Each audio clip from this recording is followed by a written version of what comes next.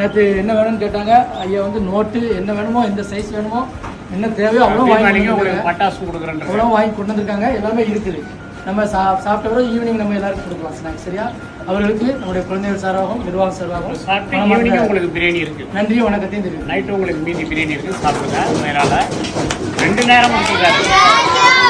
ஒரு நேரத்துக்கு அவர் கொடுக்கல, 2 நேரத்துக்கு தகுந்த மாதிரி எடுத்துருக்காரு. இப்போ மத்தியானமும் சாப்பிட்டு ஈவினிங் உங்களுக்கு பிரியாணி இருக்கு, சாப்பிடுங்க.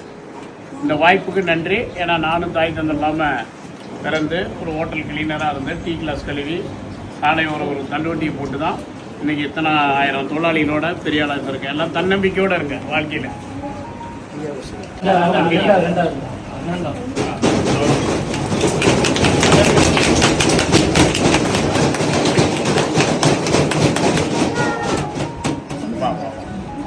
சந்தனுக்கு என் மனமார்ந்த வாழ்த்துக்கள்.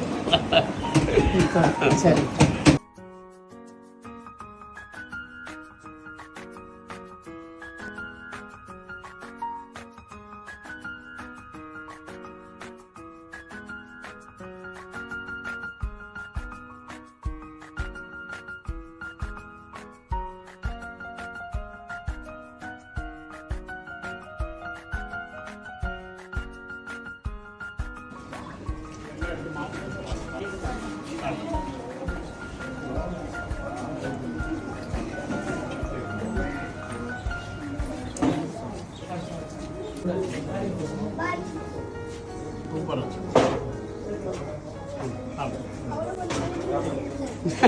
நம்ம கம்சனு இல்லாமல் வேலை பார்க்கக்கூடாதுடா.